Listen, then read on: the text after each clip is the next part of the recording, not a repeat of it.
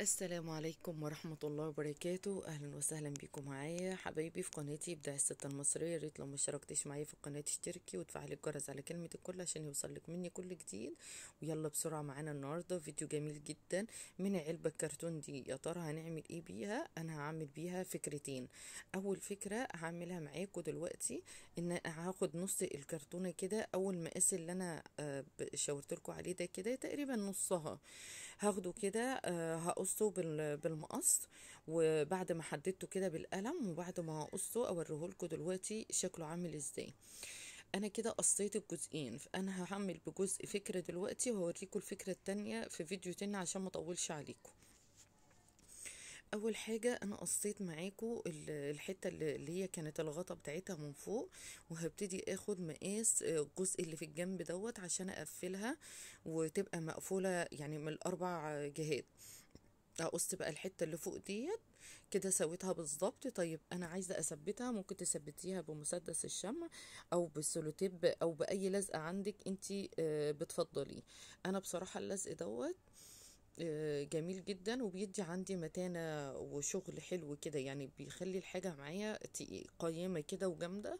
هبتدي اثبتها كويس جدا. وبعد كده هبتدي افتح بقى في الحتة اللي فوق ديت فتحة بيضاوية زي ما انت شايفاها كده. كده انا فتحتها بقى وثبت الدنيا معايا. طيب انا هعمل ايه بقى؟ الكرتونة دي هبتدي اجيب معايا اي قماشة عندك، اي قماشة عندك انت تحبيها تشتغلي بيها اشتغلي بيها معايا. انا عندي حته قماشه قطيفه جميله كده، بصراحه انا لونها كمان عاجبني. سبحان الله، بالرغم ان الوانها يعني مش ماشيه مع الديكور عندي، بس انا عجباني جدا وعامله شكل حلو قوي في النهايه شكلها جميل قوي. ابتديت كده ثبت الاول من جوه، وبعدين هبتدي اثبتها من بره. انا هغلفها من جوه ومن بره بالقماش القطيفه اللي في ايدي ده. طبعا انت لو عندك بقى اي قماش تاني، ستان، اي قماشة لونها عاجبك حباها تقدري تشتغلي بيها عادي. انا هثبت كده، وبعدين بعد ما اخلص هبتدي افتح فتحة للحتة اللي ايه، اللي هي في النص اللي احنا فتحناها دي بس في الاخر. كده بقى انا اهو ثبت يعتبر كده الجناب الداير ما يدور كده. وابتدي اجيب قطعة قماشة تانية برضو ابتدي اثبت بيها بقى الايه، الجنب واغلفها كلها خالص زي ما انتوا شايفين. طبعا يعني ده خطوات عشان اللي ما شافش ايه التغليف معايا ده قبل كده يشوفوا معايا. كده انا غلفت كل الجوانب معايا، وهبتدي بقى ايه، فتحت فتحة كده بالمقص من الجنب من النص كده. وبعدين رحت فاتحة شايلة القماشة كلها الزيادة اللي في الايه، اللي في النص عشان افتح فتحة العلبة. وابتدي بقى ايه اثبت بقى الجناب دي بالمسدس الشمع عادي. طيب انا كده قفلتها وشكلها جميل. طب انا عايزه ازوقها بقى واخلي شكلها حلو. عندي بقى ايه، طبعا ده بالمتاح عندك. عندك دانتيل، عندك جوبير، عندك ستان، عندك استرس زي اللي انا شغاله بيه ده كده. ابتدي تجيبيه لو عندك استرس زي دوت بتقصي شرايط كده وبتبتدي ان انت تشتغلي بيها. طبعا ولو عندك شرايط ستان تنفع، لو عندك اي حاجه جوبير، دانتيل، اي حاجه هتنفع. السترس ده جميل قوي، بينفع معايا في حاجات كتير وبشكله حلو قوي في النهاية. هتشوفيها في الاخر يعني بجد مش هتصدقي ان انت يعني تشوفي دي حتة كرتونة وحاجة كده، يعني محدش هيشوفها عندك ويصدق ان انت عاملاها في البيت. يعني حاجة كده قيمة في الاخر وشكلها جميل. جبت بقى الاسترس وعملت بقى ايه داير ما يدور على العلبة من فوق وهعمل برضو من تحت نفس اللي انا عملته من فوق، عشان خاطر برضو لو في اي عيوب او في اي ديفوهات تبقى تتدارى خالص باللي احنا بنعمله دوت. اهي كده ثبتها خلاص. هبتدي بقى ايه اعمل ايه بقى. هجيب الجنب دوت الجناب كلها بقى الاربعة برضو بنفس الاسترس كده، وهعمل كده في حتة واروح قصة زيادة، بس هتدي منظر معايا شكله حلو قوي. بعتذر على صوتي علشان انا لسه تعبانه، بس انا كنت حابه ان انا ابتدي بقى وارجع تاني معاكم عشان توحشتوني جدا جدا جدا. وحشني قوي الفيديوهات، وحشني قوي ان انا اصور واسمع كومنتاتكم الجميله اللي بتسعدني وبتسعد قلبي. كده بقى انا خلصت دلوقتي اللي ايه العلبة من بره.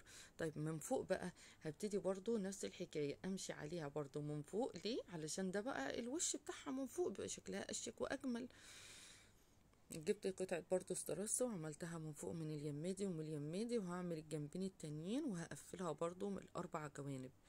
بصراحة في النهاية والله بجد التصوير ظالمها كتير، يعني هي في الحقيقة احلى من كده كمان. يعني على حقيقة شكلها جميل، واللون الزهري بتاع القطيفة كده شكله جميل، يعني شكلها حلو قوي. ابتدي برضو الاسترس ده برضو اعمل بقى على ايه، على الفتحة اللي احنا فتحناها دي، برضو همشي عليها كده زي ما انتوا شايفين. بسيطة جدا. برضو زي ما قلتلك لو فيها اي عيوب في اي خياط في اي قماشة في اي حاجة بتتدارى بقى معايا بالاسترس دوت، وبتبقى شكلها حلو جدا. كده برضو انا قفلت المربع دوت كده، وكده تمام الدنيا معايا ايه، تمام خلاص. هجيب بقى، يعني دي بقى حاجات اختيارية، يعني موجودة هعمليها، مش موجودة ما تعمليهاش. عندي هنا كانت فصوص استراس كده شكلها حلو جميلة، اشتغلنا مع بعض بيها كتير قبل كده. هعمل بقى ايه، ازوق بيها كده في يعني حاجة كده تدي منظر جمالي وشكل حلو. طبعا الخيوط بتاعة الشمع ديت بننضفها في الاخر وبنشيلها خالص. حاجة كده جميلة بجد، يا رب تعجبكم والله بجد. طيب انا دلوقتي لو انا حطيتها علبة المناديل كده ممكن تقع من تحت. طيب انا دلوقتي هي دلوقتي قوية وجامدة ومتينة وكل حاجة، طيب اعمل ايه؟ هجيب بقى علشان اثبت حاجة من تحت عشان لما احط علبة المناديل ما تقعش. هجيب معايا انا ده عندي حتة لزق، ممكن شريطة ستان، اي حاجة ممكن استك زي اللي انا عامله بيها دي كده. اهم حاجه احط على اليمه دي كده، اثبتها كويس قوي قوي. ولما تنشف خالص، ماشي، انا هنا كنت مستعجله عشان اوريكم، لكن لا انا هسيبها اما تنشف خالص وثبتها كمان من اليمه التانية.